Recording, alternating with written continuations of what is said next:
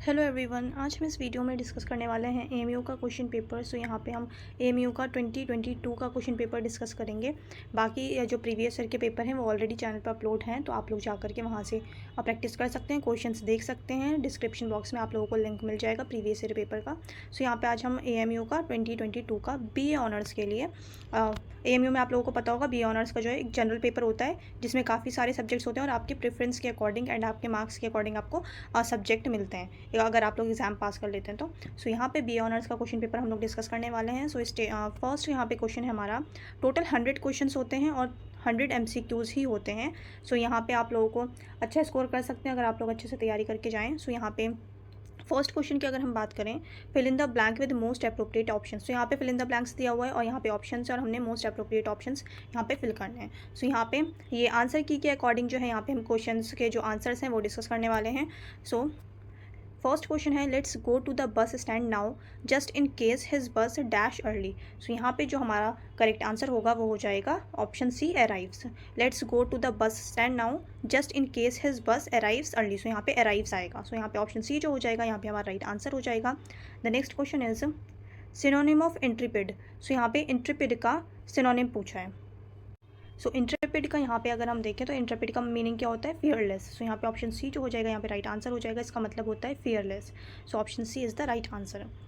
Then यहाँ पे पूछे antonym of ruthless. So antonym पूछ रहे हैं, यानी कि अब यहाँ पे इसका अपोजिट पूछ रहे हैं रूथलेस का। सो एंटोनिम अगर हम देखें रूथलेस का, सो ऑप्शंस में क्या है, सो यहाँ पे जो राइट आंसर होगा वो हो जाएगा मर्सीफुल। ऑप्शन ए जो है, ये लोग तो आप, ये तो इजी वर्ड था, ये आप लोग एलिमिनेट भी कर सकते थे। सो यहाँ पे मर्सीफुल जो होगा यहाँ पे बिल्कुल करेक्ट आंसर हो जाएगा, ऑप्शन ए मर्सीफुल। यहाँ पे एंटोनिम पूछा था, क्वेश्चन बहुत ध्यान से करना है आप लोगों ने। द नेक्स्ट क्वेश्चन है यहाँ पे, अ रिमार्क और आइडिया विच लैक्स ओरिजिनलिटी और freshness is. So a remark और आइडिया कोई रिमार्क जो कि ओरिजिनलिटी या फ्रेशनेस में जो कमी हो, ठीक है, किसी आइडिया किसी रिमार्क की, तो उसको क्या कहते हैं। सो उसको जो होगा यहाँ पे हमारा राइट आंसर वो होगा trite. Trite is the right answer. So option C जो हो जाएगा यहाँ पे राइट आंसर हो जाएगा ट्राइट।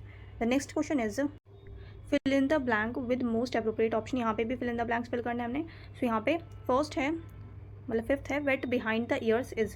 सो wet behind the ears is ये क्या है, बेसिकली ये है बीइंग डेफ। सो यहाँ पे ऑप्शन बी जो होगा यहाँ पे राइट आंसर हो जाएगा, वेट बिहाइंड द ईयर्स। सो यहाँ पे ऑप्शन बी जो होगा ये राइट आंसर होगा, इसका मतलब क्या होता है, being deaf. Then next question is, next है यहाँ पे walk on eggshell is. So walk on eggshell is, इसका मतलब क्या होता है, walk on eggshell.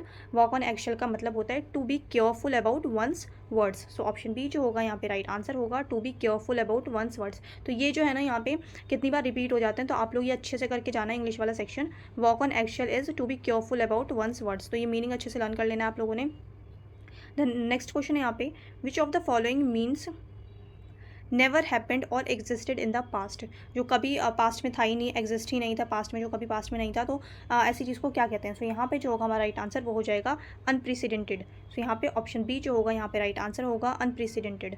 So option B is the right answer. The next question is, which of the following phrases is not similar in meaning to in a difficult situation. So यहाँ पे कह रहे हैं not similar in a difficult situation, से similar जो नहीं है, ठीक है। सो यहाँ पे क्वेश्चन को थोड़ा घुमा दिया है, तो यहाँ पे अगर हम राइट आंसर देखें, इन अ डिफ़िकल्ट सिचुएशन मतलब यहाँ पे सिमिलर नहीं, मतलब इसका अपोजिट क्या होगा। तो यहाँ पे अगर हम देखें तो इसका जो राइट आंसर होगा वो होगा इन a trans. So option C जो हो जाएगा यहाँ पे राइट आंसर। यहाँ पे बोल रहे थे नॉट सिमिलर, जो इसके सिमिलर नहीं है, इन अ डिफ़िकल्ट सिचुएशन। सो यहाँ पे राइट आंसर हो जाएगा इन a trans. So option C जो है ये राइट आंसर होगा।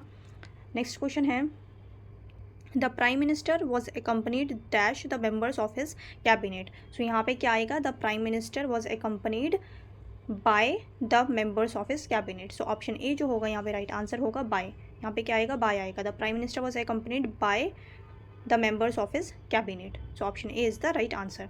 नेक्स्ट क्वेश्चन है, the crowd of demonstrators outside the government office dash enormous. So यहाँ पे क्या आएगा, यहाँ पे अगर हम देखें वॉज, वर, हैड और आर। सो यहाँ पे हमारा जो करेक्ट यहाँ पे वर्ड होगा वो होगा was. The crowd of demonstrators outside the government office was enormous. So option A जो होगा यहाँ पे राइट आंसर हो जाएगा was. The next question is, fill in the blank. यहाँ पे भी fill in the blank the car dash suddenly. So यहाँ पे जो राइट आंसर होगा हमारा, यहाँ पे broke off, broke down, broke out और ब्रोक अप। सो इनमें से कौन सा आएगा, इनमें से यहाँ पे जो करेक्ट ऑप्शन होगा वो होगा broke down. So option B जो हो जाएगा यहाँ पे राइट आंसर हो जाएगा, जब the car broke down suddenly, broke down आएगा यहाँ पे। सो ऑप्शन बी जो है ये करेक्ट आंसर होगा। फिर नेक्स्ट क्वेश्चन है the man has fallen out dash his families. So the man has fallen out, then यहाँ पे जो है इन, ऑन, विद और फॉर। सो यहाँ पे जो है बेसिक क्वेश्चंस होते हैं ये लोग, अगर आप सिंपल रूल्स भी पढ़ के चले जाएंगे तो इजीली अटेम्प्ट कर सकते हैं। सो यहाँ पे जो हमारा राइट आंसर हो जाएगा वो हो जाएगा with, the man has fallen out with his family. So option C जो हो जाएगा यहाँ पे राइट आंसर हो जाएगा with his family. The next question is she didn't pay attention, she didn't pay attention dash what the teacher was saying. So यहाँ पे जो राइट आंसर होगा वो हो जाएगा to, she didn't pay attention to what the teacher was saying. So यहाँ पे option A is the right answer to. The next question is even dash he is poor he is honest. So यहाँ पे क्या होगा, all दो then. सो यहाँ पे जो राइट आंसर हो जाएगा वो हो जाएगा दो। So even though he is poor he is honest. So यहाँ पे ऑप्शन बी जो होगा ये राइट आंसर होगा दो।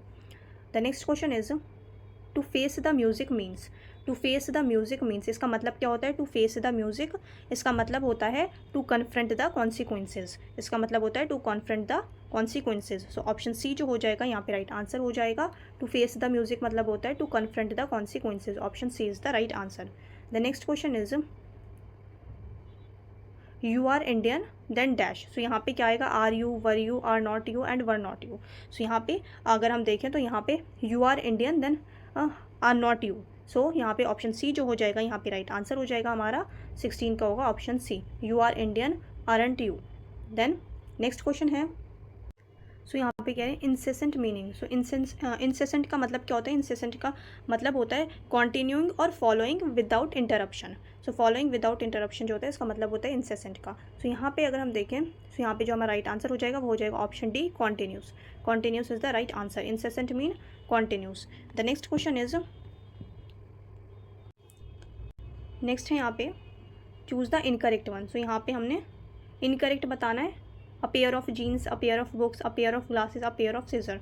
सो यहाँ पे जो इनकरेक्ट होगा वो कौन सा हो जाएगा, अ पेयर ऑफ बुक्स। कभी भी हम ये नहीं कहते अ पेयर ऑफ बुक्स। सो यहाँ पे ऑप्शन बी जो होगा ये राइट आंसर हो जाएगा। हमसे यहाँ पे इनकरेक्ट पूछ रहे थे, सो हमने यहाँ पे इनकरेक्ट बताना था, दैट्स वाई जो हमारा आंसर होगा वो होगा अ पेयर ऑफ बुक्स।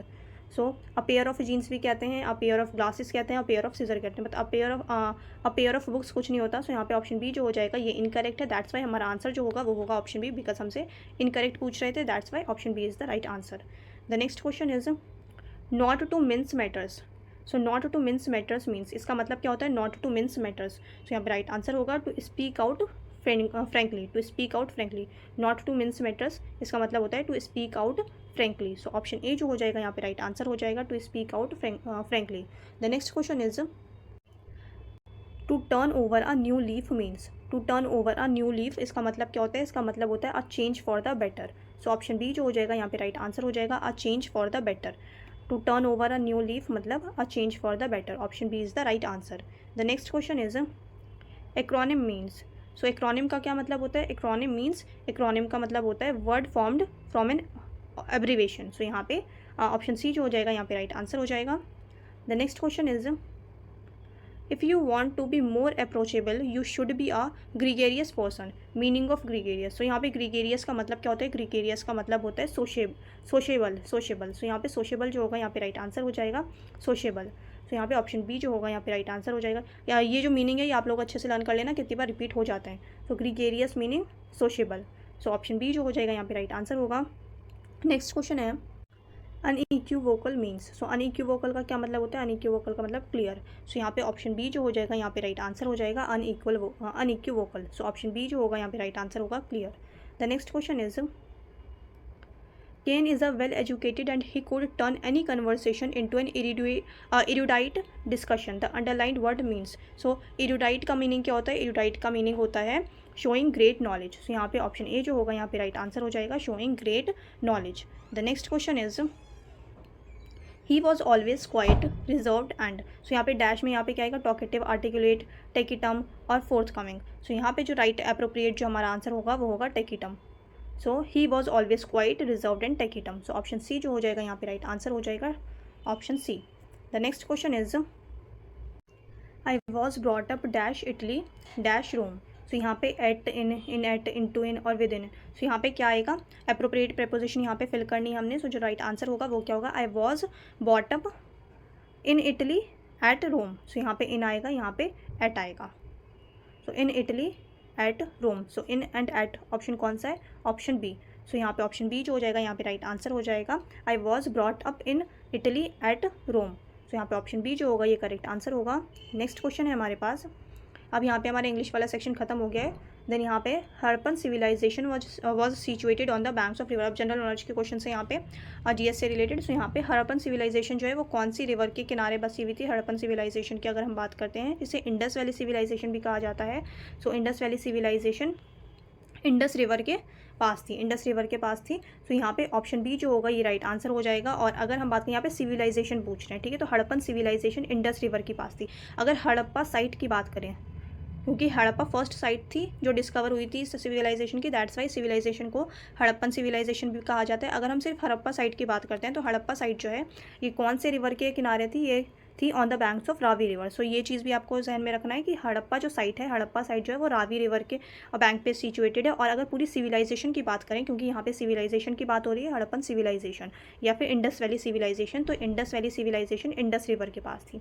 सो ये चीज़ आपको बहुत ध्यान में रखना है। अगर हड़प्पा साइट आई, सिर्फ हड़प्पा साइट अगर आएगी, सिर्फ पूछा जाए सिर्फ हड़प्पा साइट कौन से बैंक पे सिचुएटेड थी, तो वो था Ravi river, Ravi river. But अगर यहाँ पे पूछें कि हड़प्पन सिविलाइजेशन, जैसे ये क्वेश्चन पूछा गया कि इस पूरे सिविलाइजेशन के बारे में पूछ रहे हैं, तो ये इंडस रिवर के इर्द गिर्द जो थी ये मौजूद थी, प्रेजेंट थी, इस वजह से इसे इंडस सिविलाइजेशन भी कहा जाता है, Indus valley civilisation.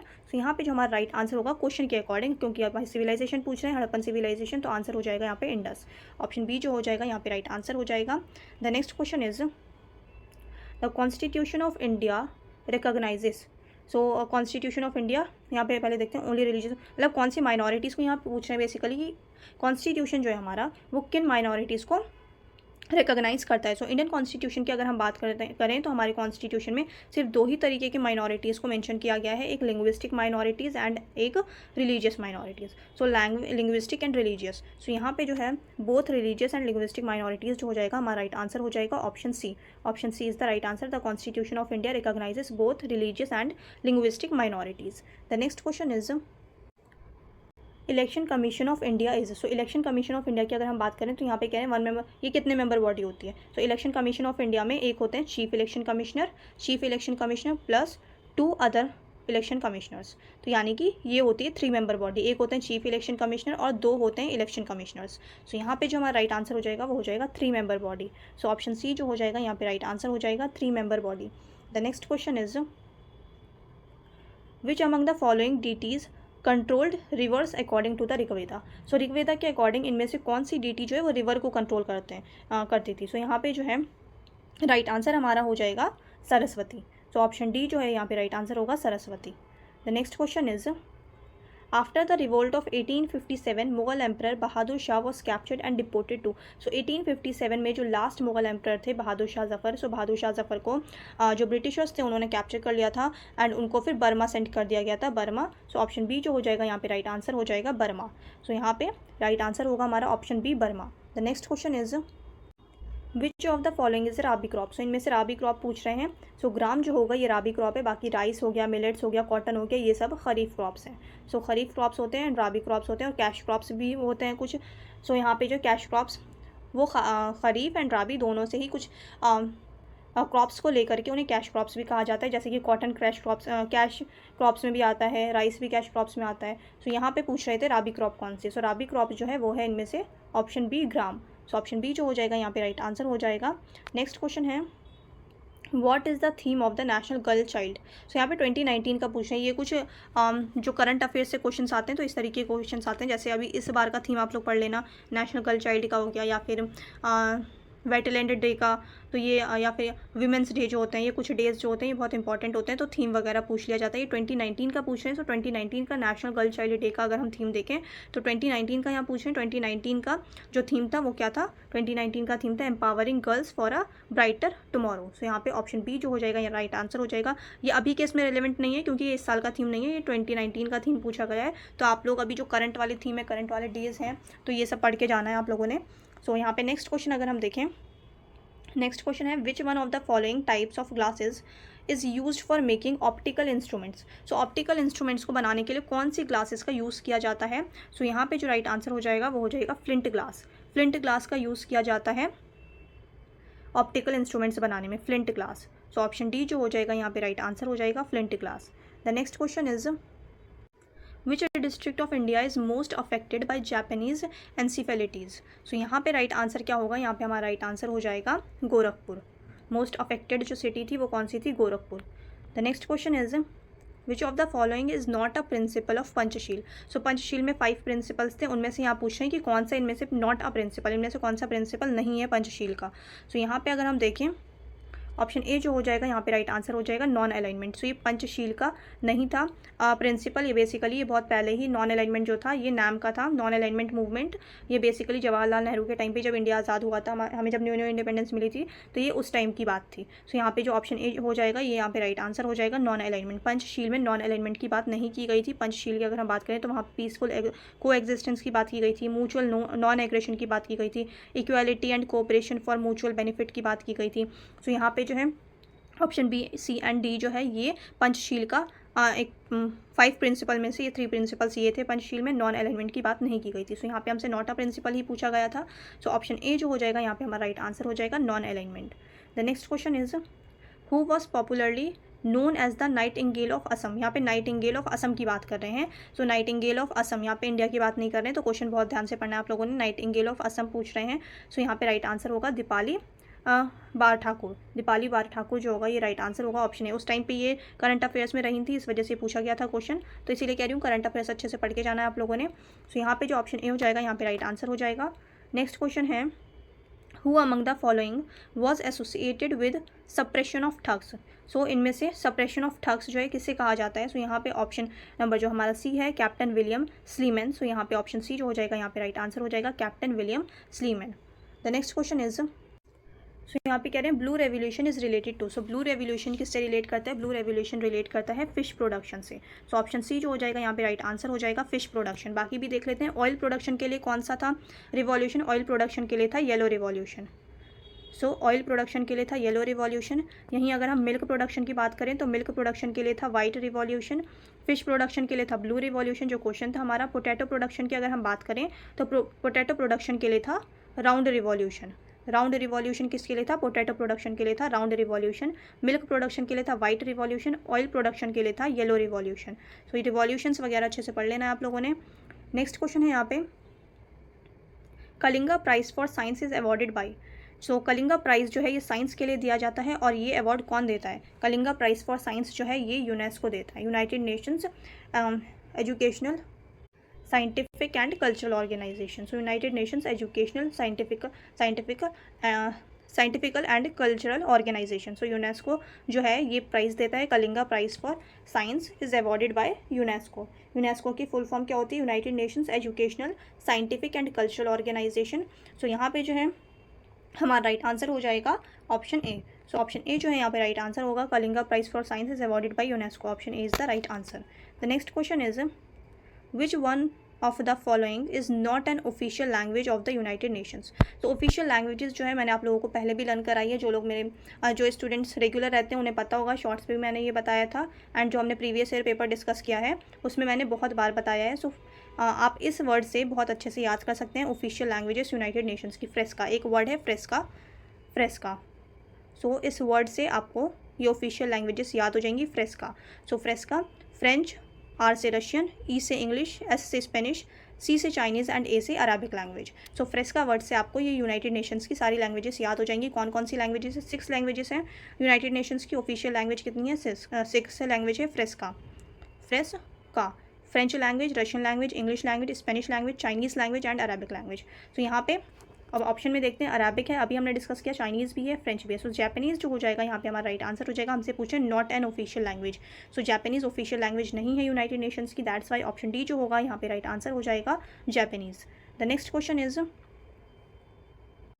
Identify the incorrect match from the following. So हमने यहाँ पे इनकरेक्ट बताना है, इनकरेक्ट पेयर जो है वो बताना है। सो यहाँ पे अभी हमने ये रेवोल्यूशन डिस्कस किए हैं। सो येलो रेवोल्यूशन मैंने आपको बताया था किसके लिए था, ऑयल प्रोडक्शन के लिए। सो येलो रिवॉल्यूशन था ऑयल प्रोडक्शन के लिए। सो यहाँ पे अगर हम पेयर 1 देखें तो पेयर 1 ही हमारे पास इनकरेक्ट हो जाएगा। बाकी आप लोगों ने लर्न कर लेना है। ग्रे रिवॉल्यूशन किसके लिए था? ग्रे रिवॉल्यूशन था रिलेटेड टू फर्टिलाइजर के लिए था ग्रे रिवॉल्यूशन। ब्लैक रिवॉल्यूशन किसके लिए था? पेट्रोलियम से रिलेटेड था। गोल्डन फाइबर रिवॉल्यूशन किसके लिए था? जूट के लिए था।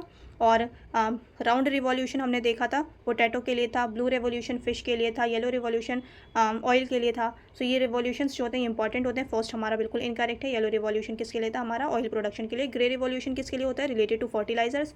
ब्लैक रिवॉल्यूशन पेट्रोलियम के लिए था। गोल्डन फाइबर रिवॉल्यूशन जो था वो जूट से रिलेटेड था। सो यहाँ पे ऑप्शन ए जो हो जाएगा ये हमारा करेक्ट आंसर हो जाएगा, बिकॉज हमने बताना था जो इनकरेक्ट है। दैट्स वाई ऑप्शन ए जो है यहाँ पे राइट आंसर हो जाएगा। नेक्स्ट क्वेश्चन है यहाँ पे, which of the following is not an igneous rock. So यहाँ पे इग्नियस रॉक बेसिक ज्योग्राफी के क्वेश्चन है। इग्नियस रॉक होती है, सेडिमेंट्री रॉक होती है एंड मेटामॉर्फिक रॉक होती है। सो यहाँ पूछ रहे हैं कि इनमें से कौन सी इग्नियस रॉक नहीं है। सो इग्नियस रॉक जो इनमें से नहीं है वो बतानी हमने। सो ग्रेनाइट जो होती है वो इग्नियस रॉक होती है। बसाल्ट जो होता है ये भी इग्नियस रॉक होता है। गैब्रो जो होता है ये भी इग्नियस रॉक होती है। सो यहाँ पे जिनीस जो है ये इग्नियस रॉक नहीं होती। ये जो होती है ये सेडिमेंट्री रॉक होती है। ये कौन सी रॉक होती है? होती है सेडिमेंट्री रॉक। सो यहाँ पे ऑप्शन डी जो हो जाएगा यहाँ पे राइट आंसर हो जाएगा। 43 का डी होगा यहाँ पे right answer, gneiss. The next question is, Goldman Awards are instituted to recognize those people who have outstanding contribution in the field of। So यहाँ पे हमसे बेसिकली जनरल सा क्वेश्चन पूछा है कि गोल्डमैन अवार्ड्स जो है किस फील्ड में दिया जाता है, किस चीज़ की कंट्रीब्यूशन के लिए दिया जाता है। सो यहाँ पे अगर हम गोल्डमैन अवार्ड की बात करें तो ये दिया जाता है प्रोटेक्शन ऑफ एनवायरमेंट प्रोटेक्शन के लिए दिया जाता है Goldman award. So option D जो हो जाएगा यहाँ पे राइट आंसर हो जाएगा, protection of environment. Goldman awards are instituted to recognise for protection of environment. So यहाँ पे ऑप्शन डी जो है ये राइट आंसर हो जाएगा हमारा। The next question is, the ideals of liberty, equality and fraternity in the preamble of the Indian Constitution have been taken from। So यहाँ पे जो है liberty, equality and fraternity word जो है ये हमारे प्रीएम्बल में मेंशन किया गया है। तो इसे हमने कहाँ से लिया है? तो ये जो बोरो किया गया है ये बोरो किया है फ्रेंच रिवॉल्यूशन से। सो ऑप्शन डी जो हो जाएगा यहाँ पे राइट आंसर हो जाएगा, फ्रेंच रिवॉल्यूशन।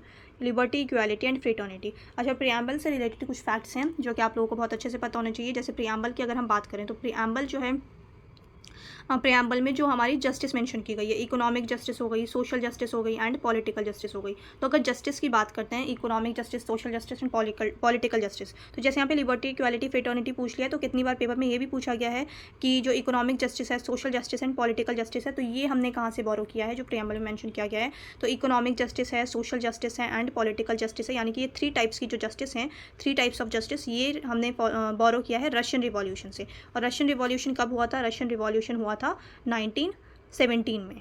सो रशियन रिवॉल्यूशन से 3 टाइप्स ऑफ जस्टिस जो है हमने बोरो किया है जो हमारे प्रीएम्बल में है। सो ये चीज़ आपको ध्यान में रखनी है। और कितनी बार एन एक्ट से रिलेटेड क्वेश्चन पूछ लेते हैं कि हमने जो अडॉप्ट किया है, सो हमारा कॉन्स्टिट्यूशन जो हमने अडॉप्ट किया है, सो अडॉप्ट की डेट क्या है? अडॉप्शन की डेट है 26 नवंबर 1949।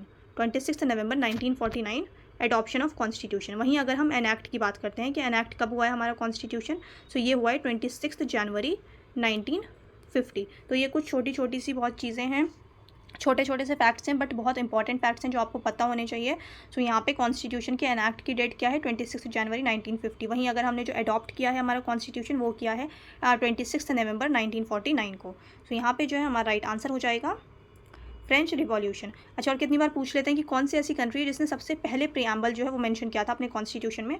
सो यहाँ पे जो हो जाएगा वो हो जाएगा, अगर ऐसा क्वेश्चन आता है तो यूएसए फर्स्ट कंट्री थी जिसके कॉन्स्टिट्यूशन के बाहर फर्स्ट पेज पे प्रीएम्बल मेंशन किया गया है। सो यूएसए जो है फर्स्ट कंट्री थी और इंडिया ने ये वाला चीज़ जो बोरो किया है ये यूएसए से किया है कि हमारा जो इंटरफेस है कॉन्स्टिट्यूशन का वो प्रीएम्बल है, और ये हमने बोरो किया है कहाँ से? यूएसए से। यूएसए फर्स्ट कॉन्स्टिट्यूशन था, ये फर्स्ट कंट्री थी जिसने ये चीज़ की थी, प्रीएम्बल को सबसे पहले इंटरफेस पे रखा गया था।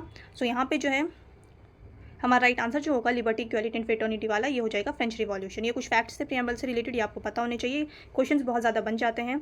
देन नेक्स्ट है यहाँ पे, who served as acting prime minister of India twice. So कौन से ऐसे प्राइम मिनिस्टर हैं जो एक्टिंग प्राइम मिनिस्टर रहे हैं 2 बार? सो इंडिया का पूछ रहे हैं, इंडिया के ऐसे कौन से प्राइम मिनिस्टर हैं जो एक्टिंग प्राइम मिनिस्टर 2 बार रहे हैं। सो यहाँ पे अगर हम एक्टिंग प्राइम मिनिस्टर की बात करें, एक्टिंग प्राइम मिनिस्टर बहुत रहे हैं, बट 2 बार जो लगातार रहे हैं, 2 बार एक्टिंग प्राइम मिनिस्टर, लगातार नहीं 2 बार जो एक्टिंग प्राइम मिनिस्टर रहे हैं वो कौन थे? गुलजारी लाल नंदा। सो यहाँ पे ऑप्शन बी जो हो जाएगा यहाँ पे राइट आंसर हो जाएगा, Gulzari Lal Nanda. So option B is the right answer. The next question is, in India the council of ministers headed by prime minister is responsible to. So जो काउंसिल ऑफ मिनिस्टर्स होते हैं वो council of ministers and prime ministers जो responsible होते हैं ये किसको होते हैं, responsible to the Lok Sabha, responsible to the Lok Sabha या फिर House of the People. So यहाँ पे ऑप्शन सी जो हो जाएगा ये राइट आंसर हो जाएगा, House of the People. So Indian council of ministers headed by the prime minister is responsible to the House of People और Lok Sabha. The next question is the main constituent of atmospheric gases constituting 3/4 of all the gases is. So सबसे ज़्यादा atmosphere में अगर हम बात करें कौन सी gas present है, सो वो है नाइट्रोजन। सो ऑप्शन डी जो हो जाएगा यहाँ पे राइट आंसर हो जाएगा, nitrogen. The next question is which of the following rights was described by doctor Ambedkar as the heart and soul of the Indian constitution. So यहाँ पे heart and soul of the Indian constitution doctor Ambedkar ने कौन से right को कहा है, ये कहा है article 32 right to constitutional remedies. So option A जो हो जाएगा यहाँ पे राइट आंसर हो जाएगा, राइट टू कॉन्स्टिट्यूशनल रेमेडीज़, ये किसके अंडर है, आर्टिकल 32। और यही बात यहाँ पे एक इंपॉर्टेंट चीज़ मैं आपको बता देती हूँ, यहाँ कह रहे हैं heart and soul of the Indian constitution. So heart and soul ये वर्ड आपको बहुत जहन में रखना है। हार्ट एंड सोल की अगर बात आएगी तो ये होता है राइट टू कॉन्स्टिट्यूशनल रेमेडीज़, और कहा किसने था, डॉक्टर अम्बेडकर ने। वहीं अगर हम बात करते हैं heart of the constitution, heart of the constitution सिर्फ हार्ट की बात करें, हार्ट ऑफ द कॉन्स्टिट्यूशन क्या होता है, preamble. Heart of the constitution preamble, heart and soul of the Indian constitution right to constitutional remedies, article 32। So इस चीज़ को बहुत ध्यान में रखना है, कितनी बार सिर्फ पूछ लेंगे heart of the constitution. So heart क्या होता है, हार्ट का बोला गया है, इंडियन कॉन्स्टिट्यूशन का हार्ट क्या है, प्रियम्बल। सो प्रियम्बल को हार्ट ऑफ द कॉन्स्टिट्यूशन कहा गया है, and heart and soul of the constitution कहा गया है आर्टिकल 32 को। The next question is the fundamental duties of citizens were added to the Indian Constitution by। so fundamental duties जो है ये ओरिजिनली कॉन्स्टिट्यूशन में नहीं थी, ये ऐड किया गया है 42nd अमेंडमेंट एक्ट के बाद। सो 42nd अमेंडमेंट एक्ट 1976। तो कितनी बार ईयर भी पूछ लेते हैं, सो ईयर भी आपको पता होना चाहिए, 1976।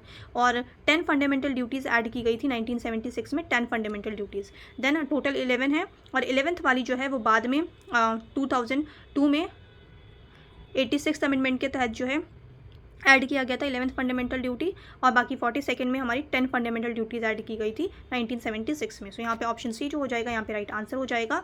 The next question is who rot the book violence of green revolution. So violence of green revolution ये बुक किसने लिखी थी, violence of green revolution book लिखी है वंदना शिवा ने।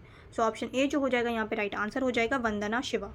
The next question is books वगैरह जो है, बुक्स एंड ऑथर्स, ये आप लोग जो करंट अफेयर्स में रहे हैं वो पढ़ के चले जाइएगा, तो वहाँ से क्वेश्चंस बन जाते हैं।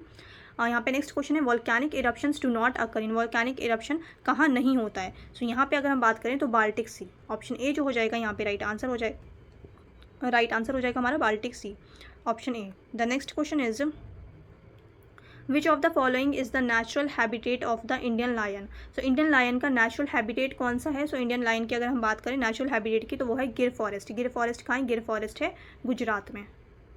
सो गिर फॉरेस्ट है गुजरात में। The right answer is option D, natural habitat है ये इंडियन लायंस के लिए, ऑप्शन डी गिर forest. The next question is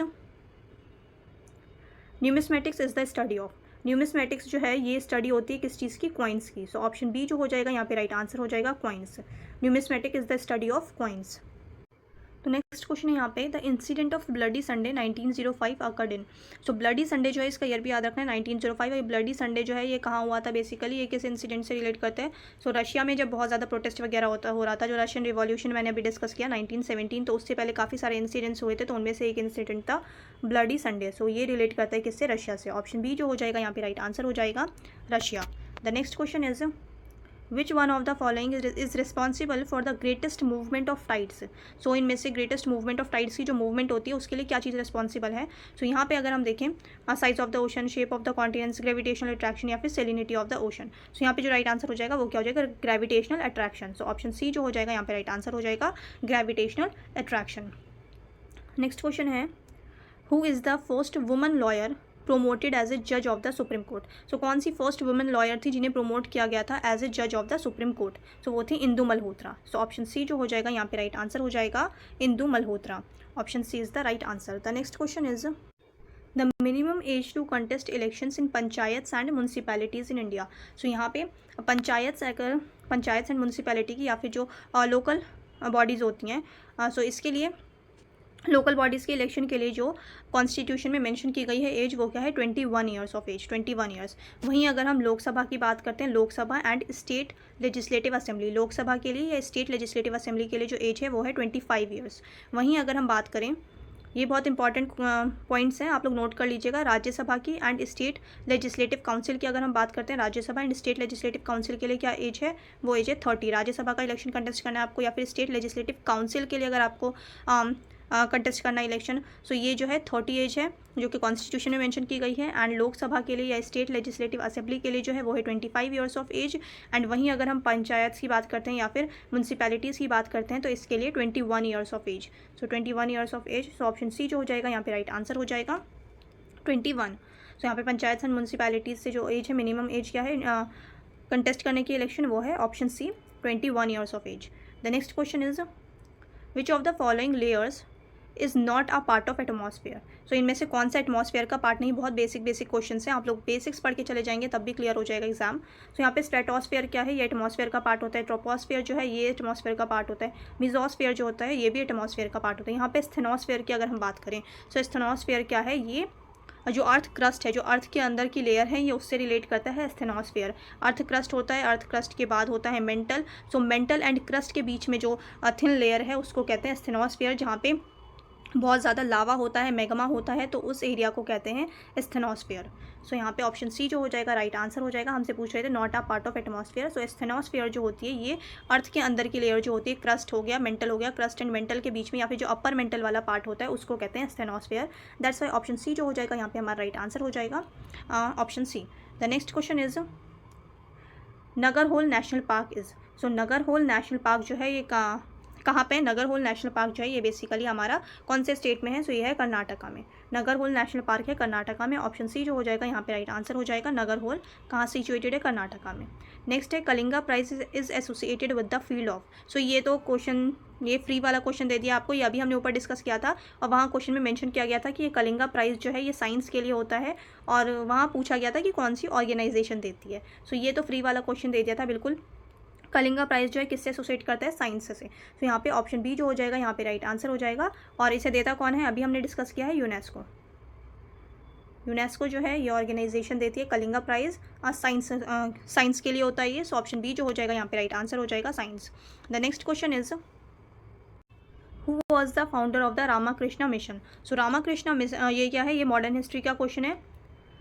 सो मैं यही कह रही हूँ आप लोग बेसिक्स पढ़ के चले जाएंगे तब भी आपका बहुत अच्छे से क्लियर हो जाएगा एग्जाम्स। फैक्चुअल क्वेश्चंस पूछे जाते हैं, जैसे यहाँ पूछ रहे हैं रामाकृष्ण मिशन, ये मॉडर्न हिस्ट्री का क्वेश्चन है। सो फाउंडर कौन थे रामाकृष्ण मिशन से? तो रामाकृष्ण मिशन के जो फाउंडर थे वो थे स्वामी विवेकानंद। सो ऑप्शन सी जो हो जाएगा यहाँ पे राइट आंसर हो जाएगा स्वामी विवेकानंद। सो यहाँ पे राइट आंसर है Swami Vivekananda. The next question is the recently developed Nirbhay is a. So Nirbhay जो है अभी डेवलप्ड किया गया है और ये निर्भय बेसिकली है क्या? तो ये है long range subsonic cruise missile. So ये ऑप्शन ए जो हो जाएगा यहाँ पे राइट आंसर हो जाएगा। क्रूज मिसाइल है, लॉन्ग रेंज मिसाइल है, सबसोनिक मिसाइल है। सो option A is the right answer. Next question यहाँ पे who is the author of the book prison diary. So prison diary जो है ये बुक किसने लिखी है? इसके ऑथर कौन है? सो प्रिजन डायरी बुक जो लिखी है ये लिखी है जयप्रकाश नारायण ने। सो ऑप्शन ए जो हो जाएगा यहाँ पे राइट आंसर हो जाएगा Jayaprakash Narayan. The next question is the world's longest 3D printed concrete bridge has open in which country. So world की longest 3D printed concrete bridge जो है ओपन की गई है और ये कौन सी कंट्री में की गई है? ये की गई है चाइना में। सो ऑप्शन सी जो हो जाएगा यहाँ पे राइट आंसर हो जाएगा China. The next question is civil society is constituted of. So civil society is constituted of, the right answer is voluntary and non-governmental organization. So option B जो है civil society जो constitute होते हैं वो कौन लोग मिलकर बनाते हैं? कुछ लोग वॉलंट्री अपनी मर्जी से बनाते हैं, कुछ NGOs वगैरह जो होते हैं वो भी पार्टिसिपेट करते हैं। Civil society is constitute of voluntary and non governmental organization. So option B जो होगा यहाँ पे राइट आंसर हो जाएगा। Option B is the right answer. The next question is which among the following is not a pillar of Basel 3। अब यहाँ पे economy के क्वेश्चन आ गए। सो बेसल 3 जो है यहाँ पे पूछ रहे हैं बेसल 3 में कौन सा पिलर नहीं है। सो यहाँ पे जो राइट आंसर हो जाएगा हमारा वो हो जाएगा option D consolidation of assets. So यहाँ पे एसेट्स लिखा है, ये मिसप्रिंट हो गया। सो कंसोलिडेशन ऑफ एसेट्स यहाँ पे क्या है? Not a pillar. तो ये कोई पिलर नहीं है बेसल 3 में। दैट्स वाई ऑप्शन डी जो हो जाएगा यहाँ पे हमारा इनकरेक्ट है और हमें इनकरेक्ट ही बताना था। दैट्स वाई हमारा जो आंसर है वो होगा ऑप्शन डी। बाकी पिलर्स की अगर हम बात करते हैं यहाँ पे मिनिमम कैपिटल स्टैंडर्ड्स भी कवर होता है, सुपरवाइजरी रिव्यू भी होता है एंड मार्केट डिसिप्लिन की भी बात की गई है बेसल 3 नॉर्म्स में। तो यहाँ पे जो है ऑप्शन डी हमारा राइट आंसर हो जाएगा। कंसोलिडेशन ऑफ एसिड्स जो है ऐसा कोई भी पिलर नहीं मेंशन किया गया है बेसल 3 में। सो यहाँ पे ऑप्शन डी जो है ये राइट आंसर हो जाएगा। नेक्स्ट क्वेश्चन है हमारा, अच्छा यहाँ पे अब जो है ये रीजनिंग वगैरह के क्वेश्चन आ गए, तो मैं आप लोगों को बस आंसर्स बताऊंगी जल्दी जल्दी, और आप लोग अपना ये खुद सॉल्व करके देखना है आप लोगों ने, और बाकी क्वेश्चंस भी इसी तरीके के प्रैक्टिस करके जानिए, क्योंकि सीरीज़ जो है रीजनिंग के बहुत सारे क्वेश्चन आते हैं। सो यहाँ पे जो है 2, 15, 4, 12, 6 एंड 7। सो यहाँ पूछे आप जो नेक्स्ट ये क्वेश्चन मार्क है, तो इसकी जगह क्या आएगा। सो यहाँ पे जो हमारा राइट आंसर हो जाएगा वो हो जाएगा 8 एंड 0। सो ये जो फर्स्ट क्वेश्चन मार्क है यहाँ पे 8 आएगा, सेकंड क्वेश्चन मार्क जो है यहाँ पे 0 आ जाएगा। तो 8 आ जाएगा पहले और फिर 0 आ जाएगा। सो ऑप्शन बी जो है यहाँ पे राइट आंसर हो जाएगा। आप लोग इसको सॉल्व कर लीजिएगा अच्छे से। नेक्स्ट है यहाँ पे, if in a certain language evaluate is coded as VELALAVET, how is normal coded in that code. So यहाँ पे अगर हम देखें इवेलुएट को कैसे कोड किया गया है, इवेलुएट को अगर हम देखें तो इसको किस तरीके से कोड किया गया है, वी, तो ये जो वी है ये पहले लिख दिया गया है, देन ई यहाँ पे बाद में लिखा है, ठीक है। ये दो वर्ड्स जो इनको इंटरचेंज कर दिया गया है, देन फिर एल लिखा है, देन यहाँ पे ए लिखा है, फिर यहाँ पे ये वी नहीं होगा, ये यहाँ पे यू होगा, देन यहाँ पे ए लिखना है, दो वर्ड्स हैं उनको इंटरचेंज कर दिया गया, देन यहाँ पे यू आएगा, देन यहाँ पे ई है, देन यहाँ पे टी आएगा। तो इस तरीके से क्या नॉर्मल भी इसी तरीके से कोड करेंगे, नॉर्मल। सो इसको कैसे कोड करेंगे, यहाँ पे ओ आएगा पहले, फिर एन आएगा, ठीक है इसको, फिर यहाँ पे एम आएगा, एम के बाद आर आएगा, उसके बाद पहले यहाँ पे एल आएगा, उसके बाद क्या आएगा, ए आएगा। और यहाँ पे ऑप्शन अगर हम देखें ONMRLA, ON सब में, देन MR देन पहले एल आएगा फिर ए आएगा। सो यहाँ ये जो ऑप्शन डी हो जाएगा ये राइट आंसर हो जाएगा, ONMR देन LA। सो ऑप्शन डी जो होगा ये राइट आंसर हो जाएगा हमारा, ऑप्शन डी। तो आई होप आप लोगों को ये समझ आया होगा कि इसको किस तरीके से कोड किया गया था। और अगर आप लोगों को कोडिंग सीखनी है, ये नहीं आता आपको ऐसे क्वेश्चन सॉल्व करने, तो मैंने अपने चैनल पर वीडियो डाल रखी है, वहाँ से आप लोग जाके देख सकते हैं। कोडिंग डिकोडिंग बहुत अच्छे से वहाँ पर समझाया है मैंने, क्वेश्चन भी किए हैं हमने, तो बिल्कुल बेसिक से है वो वीडियो, आप लोगों को ईजिली समझ में आ जाएगी। डिस्क्रिप्शन बॉक्स में आपको लिंक मिल जाएगा, वहाँ से आप लोग जा करके देख सकते हैं बहुत ईजिली, देन उसके बाद आप लोग क्वेश्चन सॉल्व कर पाएंगे। सो ये अच्छे से कर लेना है, रीजनिंग के बहुत सारे क्वेश्चंस आते हैं। सो यहाँ पे जो ऑप्शन डी था ये हमारा राइट आंसर था। ये भी मैंने जो समझाया, आई होप आप लोगों को ये क्लियर हो गया होगा कि इसको किस तरीके से कोड किया गया था। अब नेक्स्ट क्वेश्चन है, how old is the teacher. So यहाँ पे जो है ये सारे सॉल्व करने वाले क्वेश्चन है, यहाँ मैं आप लोगों को सॉल्व नहीं करवा रही हूँ, बस आंसर्स बता रही हूँ, आप लोगों ने खुद सॉल्व करना है। सो फर्स्ट स्टेटमेंट है, the average age of 10 students and there teachers is 25 years. So 10 students की एंड उनके टीचर की जो एवरेज एज है वो है 25 ईयर्स, ये एवरेज का क्वेश्चन है। Then the teacher's age is 10 years more than the oldest student's age. So सबसे ओल्डेस्ट स्टूडेंट जो है उससे 10 साल ज़्यादा जो है वो टीचर की एज है। सो ये दो स्टेटमेंट दिया गया है, इसको आप लोग सॉल्व करेंगे। उसके बाद यहाँ बोला गया है, इस जो ऑप्शन हमारा हो जाएगा राइट आंसर, इसको सॉल्व करने के बाद वो यही निकलता है कि if statement 1 and 2 together are not sufficient, कि मतलब आंसर जो है दोनों को, अगर हम दोनों स्टेटमेंट्स के अकॉर्डिंग अगर हम क्वेश्चन सॉल्व करें तभी ये क्वेश्चन सफिशिएंट नहीं हो पा रहा है, स्टेटमेंट सफिशिएंट नहीं दी गई है क्वेश्चन सॉल्व करने के लिए। सो यहाँ पे ऑप्शन डी जो हो जाएगा यहाँ पे राइट आंसर हो जाएगा, option D. The next question is the aggregate score of 3 cricketers. Aggregate score जो यानी कि टोटल स्कोर जो है 3 क्रिकेटर्स का, A, B एंड C, ये 3 क्रिकेटर्स हैं, उनका क्या स्कोर है 149। What was the score of each cricketer. आप पूछ रहे हैं कि एक क्रिकेटर का स्कोर कितना होगा। सो B and C together made 76 run. B and C ने टुगेदर जो बनाए हैं वो 76 रन बनाए, एंड वहीं A एंड C ने साथ में जो बनाए हैं वो बनाए हैं 103 रन। सो यहाँ पे आपको इंडिविजुअली क्रिकेटर्स का बताना है सॉल्व करके कि किसका कितना स्कोर रहा है। सो यहाँ पे जो हमारा राइट आंसर हो जाएगा, मैं सिर्फ आपको आंसर्स बता रही हूँ, आप लोगों ने सॉल्व खुद करना है। सो यहाँ पे ऑप्शन सी जो हो जाएगा राइट आंसर हो जाएगा, if both statements 1 and 2 together are sufficient but neither of statements alone is sufficient. मतलब दोनों स्टेटमेंट्स को जब आप मिला करके सॉल्व करेंगे तभी ये क्वेश्चन सॉल्व होगा। और एक एक स्टेटमेंट के को अलोन अगर आप लेंगे तो उससे ये क्वेश्चन सॉल्व नहीं होगा। सो यहाँ पे ऑप्शन सी हो जाएगा, यहाँ पे राइट आंसर हो जाएगा। ये आप लोगों को सॉल्व करके देखना पड़ेगा। The next question is, when we want to calculate the spread of a group of scores it is referred to as। सो यहाँ पे जो राइट आंसर हो जाएगा वो हो जाएगा standard deviation. So standard deviation is the right answer. The next question is, choose the correct option.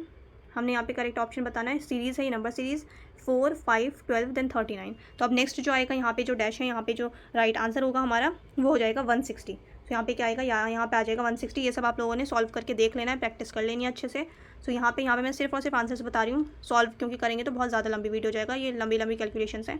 सो यहाँ पे जो है 160 जो होगा यहाँ पे राइट आंसर हो जाएगा।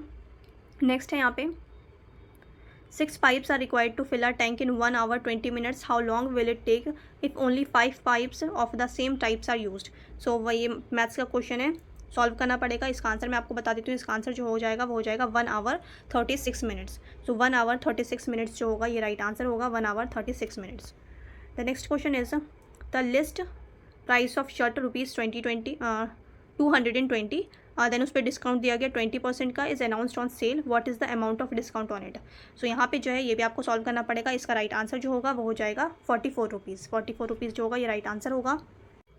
Who among the following was not the prophet of Islam. So इनमें से कह रहे हैं प्रॉफिट ऑफ इस्लाम कौन से नहीं है। सो इब्राहिम अलैहिस्सलाम प्रॉफिट हैं, दाऊद अलैहिस्सलाम भी प्रॉफिट हैं, ईसा अलैहिस्सलाम भी प्रॉफिट हैं। सो यहाँ पे लुकमान जो है ये किसी नबी का नाम नहीं है। सो यहाँ पे ऑप्शन बी जो हो जाएगा यहाँ पे राइट आंसर हो जाएगा Luqman. The next question is Alamgir was the title of the famous Mughal ruler. So Alamgir किसका टाइटल था? आलमगीर जो टाइटल था ये था औरंगज़ेब। सो औरंगज़ेब का टाइटल था आलमगीर। सो ऑप्शन बी जो हो जाएगा यहाँ पे राइट आंसर हो जाएगा। अच्छा, और कितनी बार जो है औरंगज़ेब की डेथ की ईयर पूछ लेते हैं, बहुत इंपॉर्टेंट हो जाता है क्योंकि उसके बाद मॉडर्न हिस्ट्री में बहुत ज़्यादा रैपिडली चेंज आया था और जो मुगल डायनेस्टी थी वो एकदम से ही क्या हो गई थी, बिल्कुल ही ख़त्म हो गई थी और ब्रिटिशर्स बहुत ज़्यादा पावरफुल हो गए थे। सो यहाँ पे इसलिए इंपॉर्टेंट हो जाती है इसकी डेथ ईयर जो है। तो 1707 जो हो जाएगा ये डेथ ईयर आपको याद रखनी है। औरंगज़ेब की डेथ ईयर कितनी है? 1707। इसके बाद बहुत ज़्यादा ड्रेस्टिकली चेंज आता है मॉडर्न हिस्ट्री में। सो यहाँ पे ब्रिटिशर्स बहुत पावरफुल हो जाते हैं। तो ये सारी चीज़ें आप लोग अगर पढ़ेंगे हिस्ट्री तो उसमें आप पढ़ेंगे। सो यहाँ पे ऑप्शन बी जो हो जाएगा ये राइट आंसर हो जाएगा।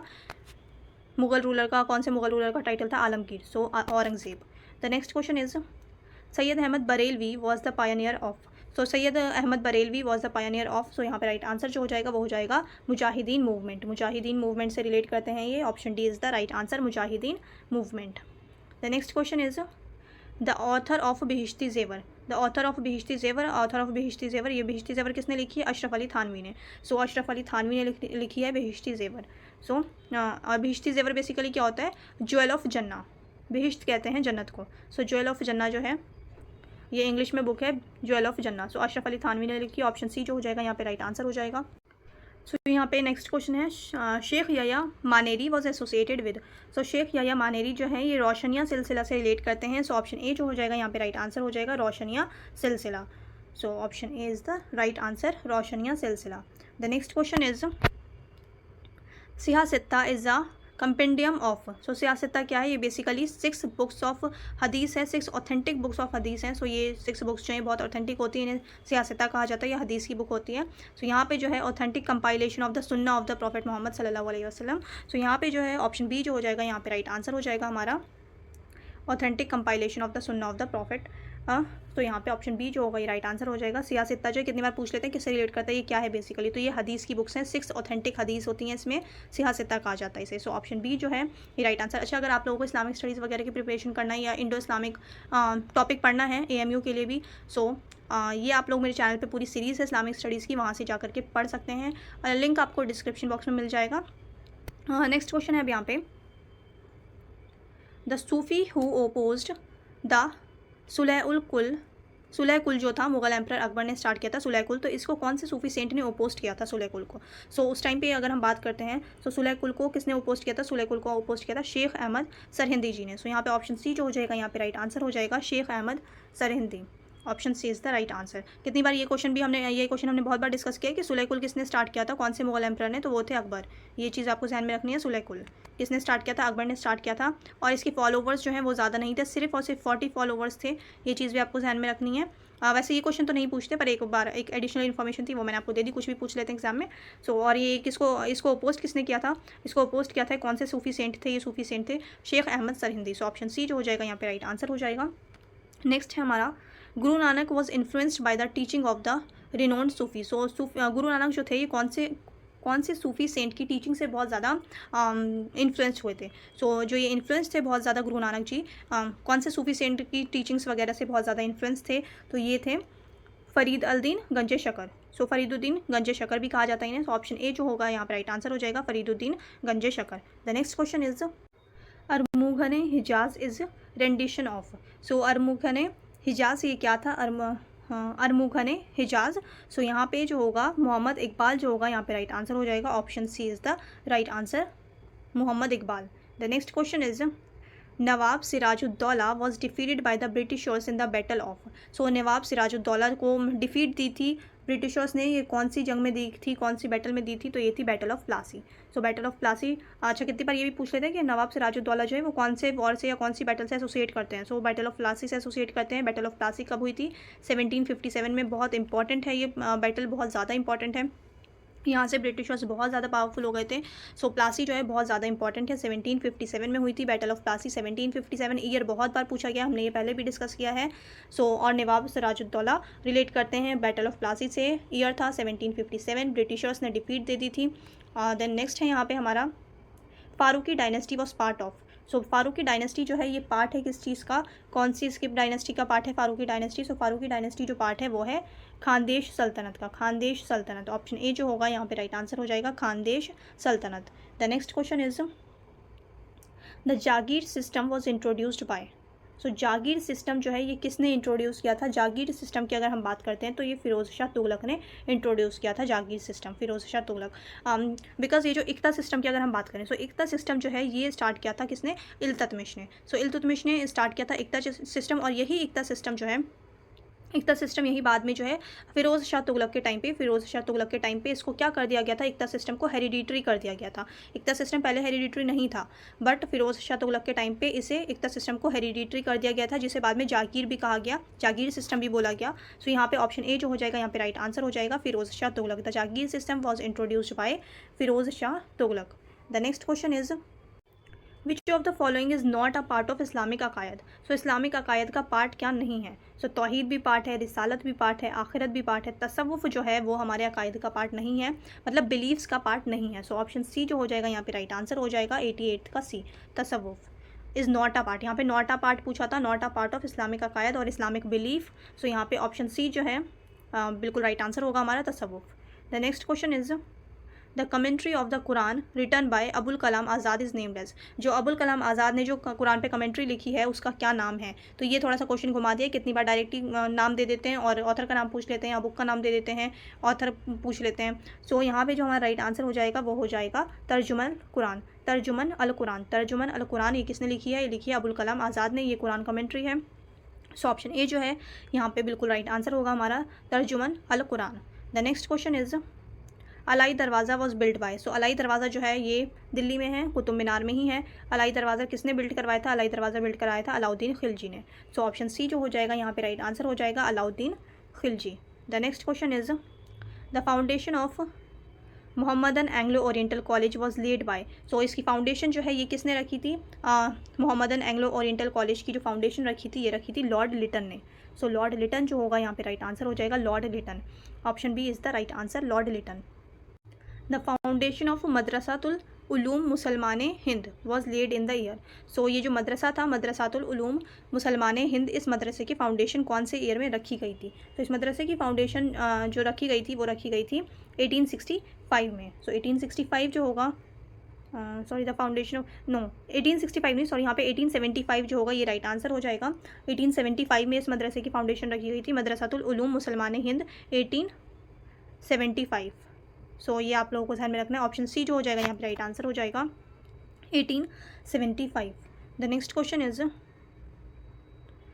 The angel entrusted with the task of blowing the trumpet on the day of judgment. So यहाँ पे जो राइट आंसर होगा वो होगा इसराफील। ऑप्शन सी जो है यहाँ पे राइट आंसर है इसराफील। The next question is the city named by Mughals as Akbarabad. कौन सी सिटी थी जिसे मुगल्स ने अकबराबाद नाम से रखा गया था? अकबराबाद कौन सी सिटी का नाम रखा गया था? सो यहाँ पे जो राइट आंसर है वो है आगरा। आगरा का नाम जो पहले था वो था अकबराबाद। अकबराबाद, आगरा का नाम क्या था? अकबराबाद। कितनी बार ओल्ड नेम पूछ लेते हैं, so Akbarabad, Agra. Option B is the right answer. The next question is तो बेगम सुल्तान जहाँ, बेगम सुल्तान जहाँ कह रहे हैं कौन थी? So first Muslim women governor बिल्कुल भी नहीं, first Muslim president of Indian National Congress नहीं, first women to earn doctorate नहीं। सो ये जो थी ये first chancellor of AMU, AMU की फर्स्ट चांसलर थी बेगम सुल्तान जहाँ। सो ऑप्शन ए जो हो जाएगा यहाँ पे राइट आंसर हो जाएगा, Begum Sultan Jahan. The next question is Begum Sultan Jahan first chancellor of AMU. The next question is real name of Nawab Viqarul Mulk. Nawab Viqarul मुल्क का जो रियल नेम है वो क्या है? नवाब विकारुल मुल्क का रियल नेम है मुश्ताक हुसैन। सो मुश्ताक हुसैन जो है ये राइट आंसर हो जाएगा, option B is the right answer. Nawab Viqarul Mulk जो है मुश्ताक हुसैन इनका रियल नेम। तो कितनी बार ऐसे पूछ लेंगे कि ऑप्शन में अगर आपको मुश्ताक हुसैन दे दिया और यहाँ पे इस नवाब का नाम पूछ लेंगे, तो ये था विकारुल मुल्क। तो दोनों चीज़ आपको याद रखनी है। सो यहाँ पे जो राइट आंसर थे हमारे वो थे ऑप्शन के अकॉर्डिंग मुश्ताक हुसैन। मुश्ताक हुसैन नाम था इनका रियल, और नवाब इनको कहा जाता था विकारुल मुल्क, नवाब विकारुल मुल्क। The next question is Sir Syed was associated with Urdu language newspaper named. So Sir Syed का जो उर्दू लैंग्वेज न्यूज़पेपर था वो कौन सा था? सो उर्दू लैंग्वेज न्यूज़पेपर जो था वो था सैयद अल अखबार, सैयद अल अखबार। सो ऑप्शन सी जो हो जाएगा यहाँ पे राइट आंसर हो जाएगा Syed al Akhbar. Option C is the right answer, Syed al Akhbar. The next और अच्छा, और कितनी बार ऐसे दे देंगे क्वेश्चन कि सैयद अल अखबार किसने स्टार्ट की थी या किसकी ये न्यूज़पेपर था किसका? तो सर सैयद अहमद ख़ान, ये भी आपको याद रखना है, सर सैयद अहमद ख़ान। सैयद अल अखबार उर्दू लैंग्वेज का न्यूज़पेपर था। सो यहाँ पे ऑप्शन सी जो हो जाएगा यहाँ पे राइट आंसर हो जाएगा। नेक्स्ट क्वेश्चन है viceregent of Mohammad Ghori at Delhi was. So यहाँ पे राइट आंसर क्या हो जाएगा? Option B Qutbuddin Aibak. The next question is Who among the following was involved in the foundation of Jamia Millia Islamia eight Aligarh. सो जामिया मिलिया इस्लामिया जो है वो सबसे पहले फाउंड कहाँ हुई थी? अलीगढ़ में, फिर वो अलीगढ़ से शिफ्ट हुई दिल्ली में। सो यहाँ पे जो है कितनी बार ये भी क्वेश्चन पूछा गया कि जामिया मिलिया इस्लामिया ओरिजिनली कहाँ फाउंड हुई थी? तो ओरिजिनली जो फाउंड हुई थी वो अलीगढ़ में हुई थी, और अलीगढ़ से ही अलीगढ़ AMU के ही कुछ स्टूडेंट्स ने AMU से अलग होकर के जामिया की इस्टेब्लिशमेंट की थी। सो यहाँ पे पूछ रहे हैं कि इनमें से कौन से जो है जामिया मिलिया इस्लामिया की जो फाउंडेशन रखी गई थी उसमें इन्वॉल्व थे। So Mohammad Ali Jauhar, option B जो हो जाएगा यहाँ पे राइट आंसर हो जाएगा Mohammad Ali Jauhar. The next question is Sir Syed Ahmad Khan wrote Khutbat Ahmadiya in criticism of the work by. So Sir Syed Ahmad Khan ने ये बुक लिखी थी खुतबात अहमदिया, और खुतबात अहमदिया ये बेसिकली क्रिटिसिज्म था, और ये किस बुक का क्रिटिसाइज़ करके लिखा गया था? तो ये था विलियम मोइर की कोई बुक थी। सो ऑप्शन सी जो हो जाएगा यहाँ पे राइट आंसर हो जाएगा विलियम मोइर। आई होप आप लोगों को अच्छे से पूरा सॉल्व किया होगा, आप लोगों ने अच्छे से क्वेश्चंस, और आप लोगों को थोड़ा आइडिया भी हो गया होगा कि कैसे क्वेश्चंस पूछे जाते हैं।